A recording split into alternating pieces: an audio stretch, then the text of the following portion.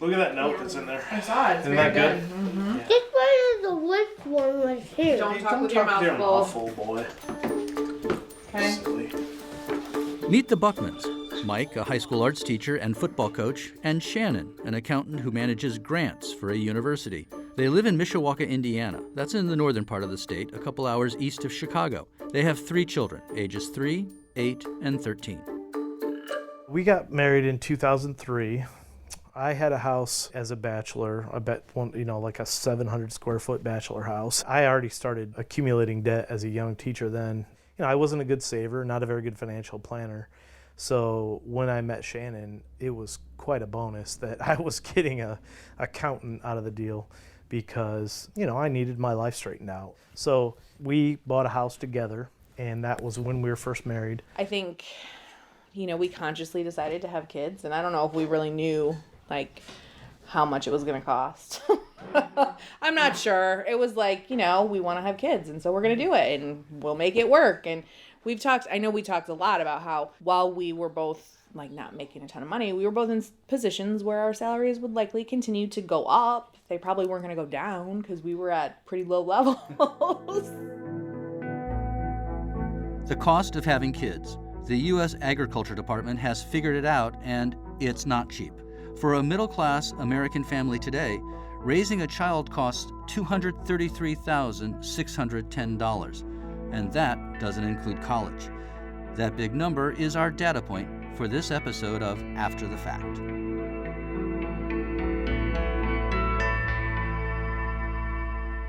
For the Pew Charitable Trusts, I'm Dan LeDuc, and this is our 3rd installment in our series looking at the American family today. We've already learned about some big changes that are quickly transforming our definitions of the family. Young people delaying when they get married, and women waiting longer to have children. Families today have moms and dads, sometimes just mom or dad, and sometimes 2 moms or 2 dads. But here's what they all have in common. The cost of raising a family just keeps going up, and like Shannon Buckman says, somehow they make it work. That $233,610, that is our data point, is a significant one. And as you meet some more families in this episode, we've got some more data that shows just how precarious many families feel today about their daily expenses.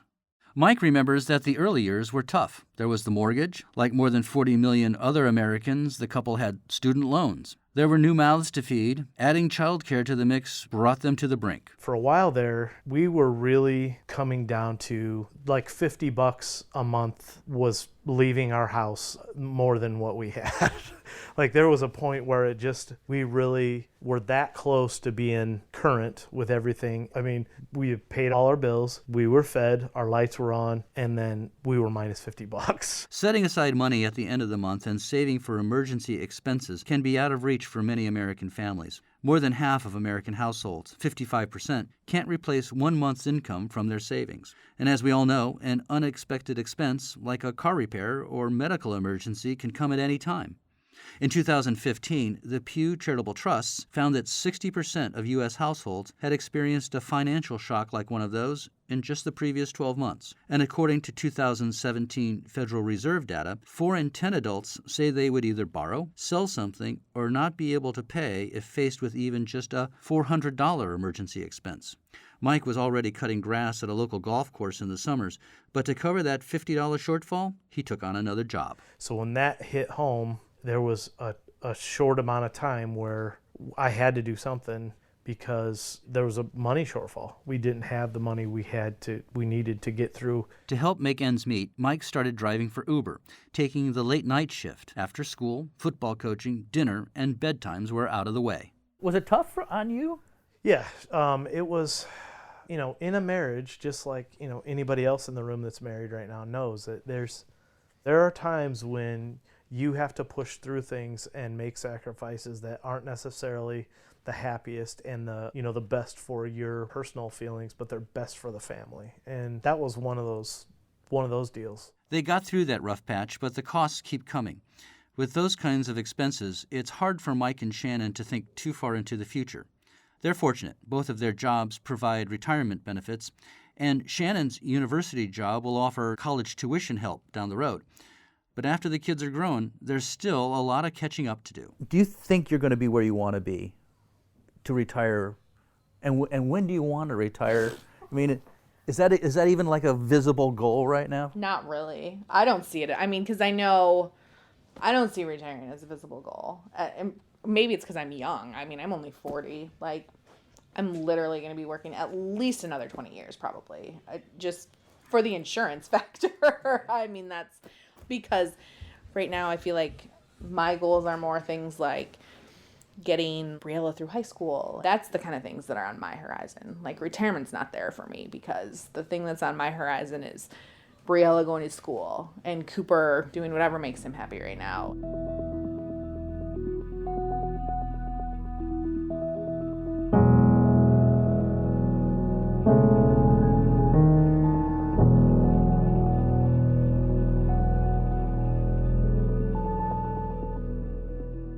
Retirement and savings, like I hear people talk about that, and I just kind of put it out of sight, out of mind. I know I need to be doing things, but I know also the realities of my budget that is not a possibility right now. You know, if someone were to ask me how much is in my retirement right now, I couldn't tell you, because if I just don't pay attention to it, then I'm not stressed about it, which is not a good solution. And I know it's not a good solution, but it's my coping mechanism for right now. Like the Buckmans and many American families, Beth Riedemann takes it a day at a time. Is she thinking ahead to retirement? Not today. Do you want to watch a little bit of TV, or do you want to go outside? It's nice out. I'm going to sleep. Okay, that's what I wanted. Beth is 39 and raising her son Gray, who is 5, mostly by herself in Indianapolis. She's a program director at a local nonprofit. Gray is in kindergarten. Do you want your sweatshirt on or no? Do you want your black? Black. The black sweatshirt? Yeah. Okay. Okay. What's this? I have a microphone on. Don't touch it. Beth became pregnant with Gray unexpectedly when she was 33, and reality hit quickly. Definitely, I'd always had drive and work ethic, but that definitely set me on a much more rigorous trajectory, so to speak, because I'm like, okay, I'm not just earning an income for me. I want him to have a house to live in, not an apartment. I want, certain things. And so it definitely made spark a fire in me that was already there, but was a roaring fire at that point, I guess.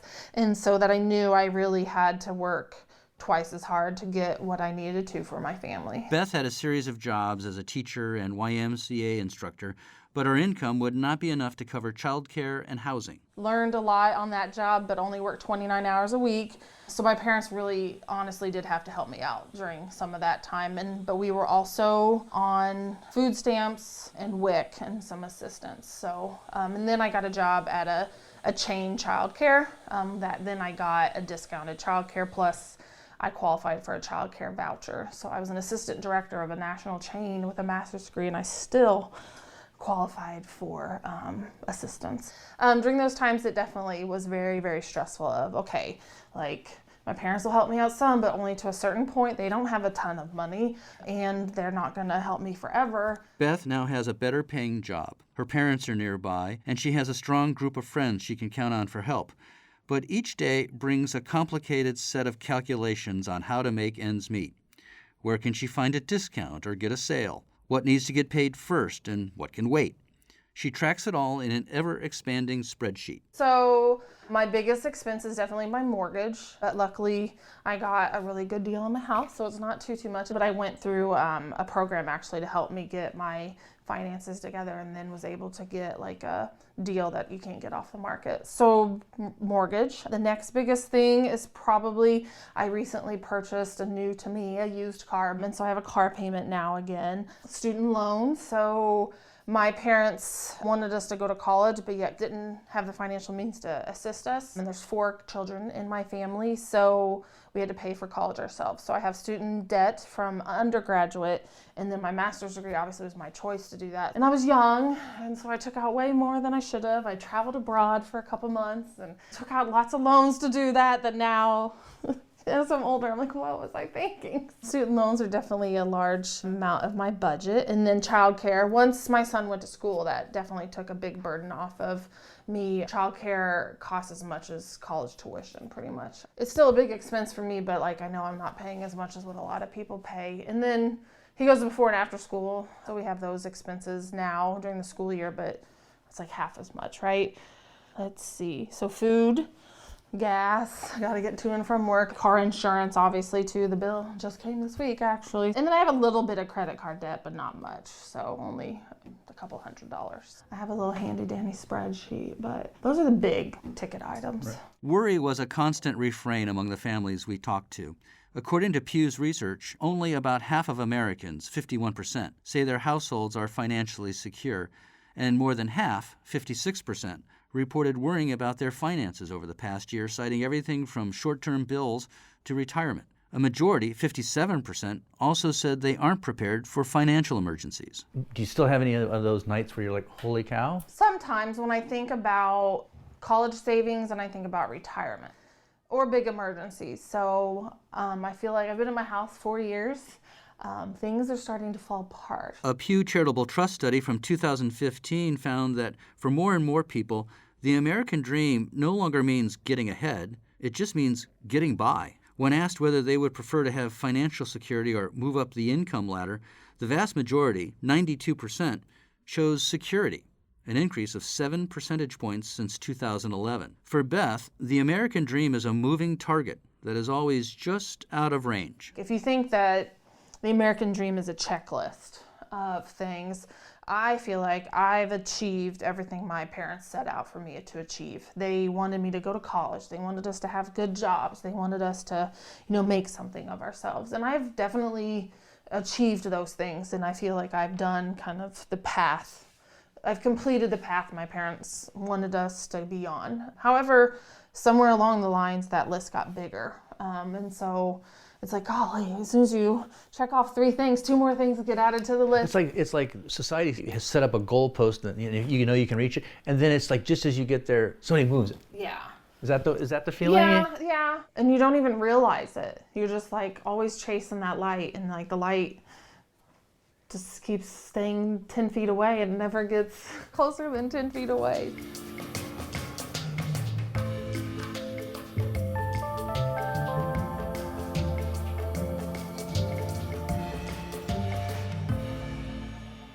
The Buckmans and Beth Riedemann and so many families are always looking for a cheaper way to get things done. For Emma and Angie Bedford Jack, that meant a big change after their son Silas came along. They decided it was time to uproot from their Brooklyn apartment and move to Pittsburgh, where family was nearby and the cost of living was less. But that still doesn't mean not expensive. Emma is now pregnant with their second child. On the day we visited, she was tending to Silas, who's now 2, while Angie was at work. And she was on the phone updating her mom with the latest family news. Hello? Hey, Mom, it's me. So Silas got into that fancy Jewish daycare. We found out. He did? He did. It's expensive too, though? Yeah, it is expensive too. And that was our whole so Angie made a spreadsheet about it. God bless her. I know. I'm so glad you married her. I know. The Bureau of Labor Statistics says childcare is the greatest single household expense in most regions of the United States.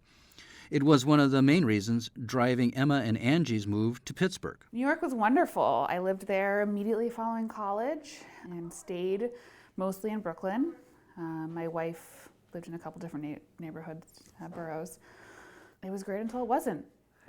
Yeah, and then it wasn't because it's starting to get even more expensive. Right. So You guys started a family. we started a family, yeah. And even in our talks about starting a family, we discussed the non-feasibility of living as a social worker and a public school educator in New York City.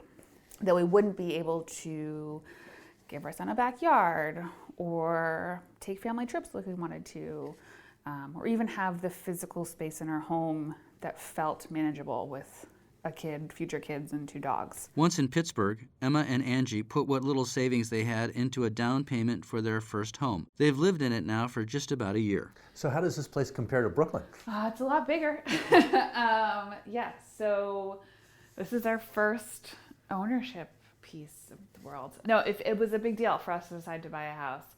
And it's nice. I mean, we have a playroom for him on the 3rd floor. We have a guest room, a nursery. It's nice. You can make a family here. It's nice to like have a space that's our own now. It was nice to like hang family photos and make it ours. Angie and Emma are happy in their new city and figuring out ways to make ends meet. They track most of their bills online, managing multiple spreadsheets. Monthly finances are still tight, so I would say our mortgage is, I think, $14.75, which is still much less than our rent was in Brooklyn. Childcare is about $150 a week. Car insurance payments, I think, we have 2 cars now. We only had 1 in Brooklyn, so 2 cars here is like $60 a month, whereas in Brooklyn 1 car was like $200 a month. And there's utilities. It's definitely more utilities owning a house, things like heat and water and stuff like that. That probably comes out to $150 a month, if not a little bit more. And we end up with a small amount of savings each month. We're not living paycheck to paycheck, but if we do things that go out of our budget, we have to make up for it for the next couple of months. Emma's learned that providing for a family means you can't always pick and choose where the money goes. It's nice that it's all online. I can pull it up easily anywhere if we get a bill that we don't really know where that came from. But it's also overwhelming to see it all at once. Even though they manage most of their finances online, there's a salad bowl on the dining room table that's overflowing with bills. What else is in here?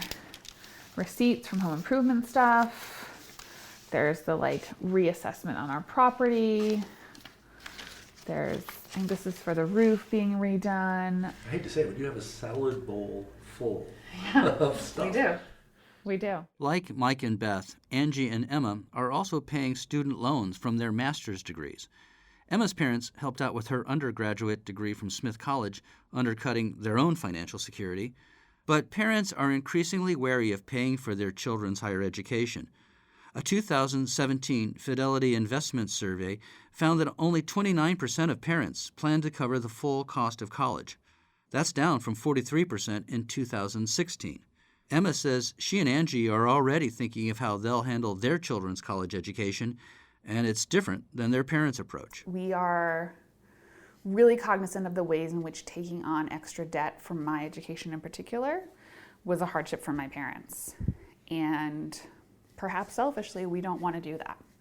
We feel it's more important to give our kids good financial guidance, to talk them through the choices they're making, to be honest with them about the long-term choices they're making, choices that are incredibly hard at 18 years old and are ridiculous to be making at that age, but choices that they will have to make.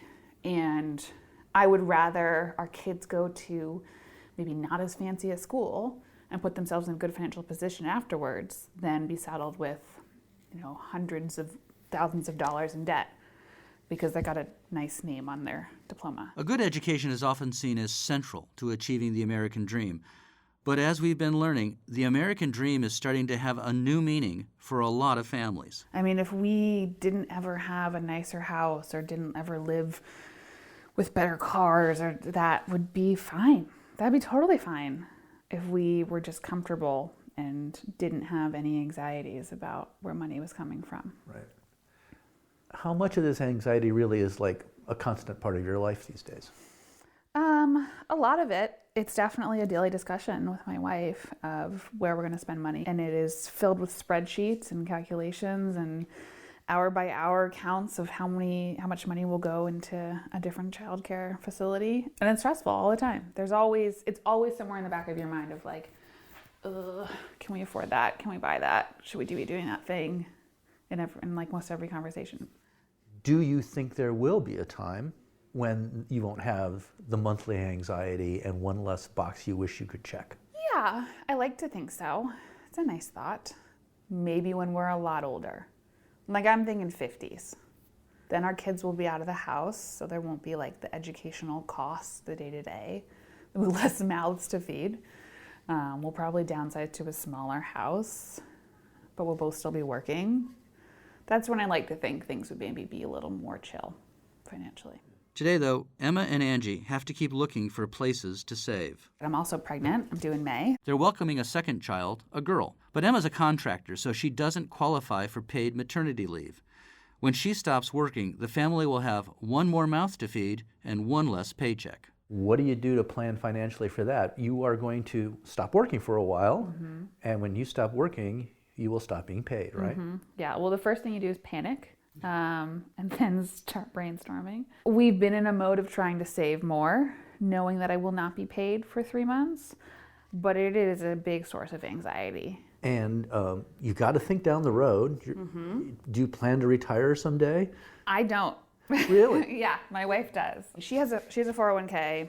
I don't have anything like that. I worked for the DA's office in New York for a couple years right out of college, and so I had some like Roth IRA money from that. I think I have like $2,000 or something. But yeah, I just assume I'll be working.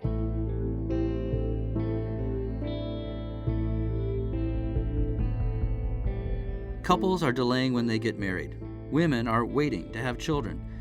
And as it turns out, as people get older, they're delaying retirement too.